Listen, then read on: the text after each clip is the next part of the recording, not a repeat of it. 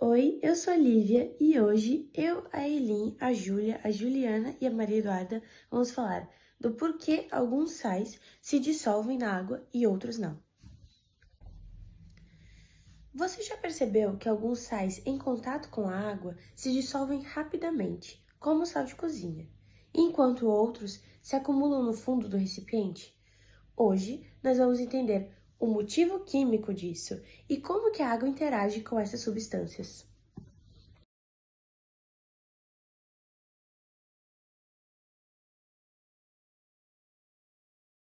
O que é dissolução? Dissolver é separar os íons ou moléculas de um sólido e espalhá-los pela água. Mas para isso acontecer, três forças estão em jogo. A atração entre os íons no sólido, chamada força do retículo cristalino, a atração entre a água e os íons, chamada hidratação ou solvatação, e a energia necessária ou liberada no processo, que define se o processo é espontâneo.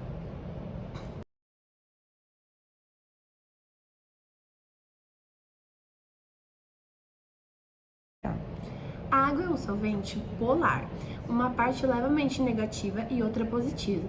Isso faz com que ela consiga puxar os íons de cargas opostas, separando-os e os envolvendo, como se a água fosse um ímã líquido para cargas elétricas. Mas por que alguns sais se dissolvem e outros não? O segredo está no balanço das energias. Se a energia liberada pela hidratação dos íons é maior que a energia necessária para quebrar o retículo cristalino, o sal se dissolve bem. Se a energia do retículo é muito alta e a hidratação não compensa, os sais eles não conseguem se dissolver. E aqui eu vou colocar dois exemplos, que é o NaCl, que é o retículo moderado mais a hidratação forte, que ele resulta em alta solubilidade. E aqui o N e o BaCO4, que o retículo é muito forte e a hidratação fraca, que resulta em baixa solubilidade. E agora eu vou colocar aqui na tela a tabela de solubilidade que os químicos geralmente usam.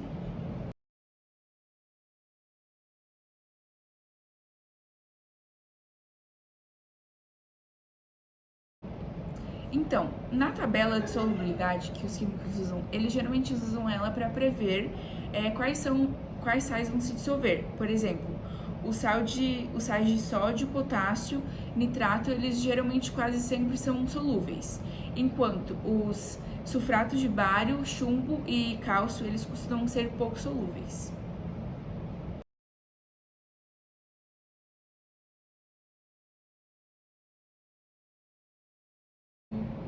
Então, dissolver ou não dissolver é uma disputa de forças. A água tentando arrancar os íons versus a atração que mantém o cristal unido. Na química, a vitória depende de quem tem mais energia para gastar. E agora que você sabe disso, que tal testar com diferentes sais e observar o resultado? Então, nesse experimento aqui feito, eu coloquei em um copo água, aproximadamente 100 ml, e eu adicionei 26 gramas de sal, que é o nosso NaCl. Misturei e, como podemos ver no vídeo, teve dissolução. Não ficou com corpo de fundo. Depois, adicionei mais 10 gramas, que no total ficou 36 gramas de sal. E também teve dissolução, não ficou com corpo de fundo. Mas, após isso, eu adicionei mais uma quantidade de sal. E então, como a gente consegue observar, ele ficou com corpo de fundo. E por que isso aconteceu? Porque a gente atingiu o limite de solubilidade que poderia ter.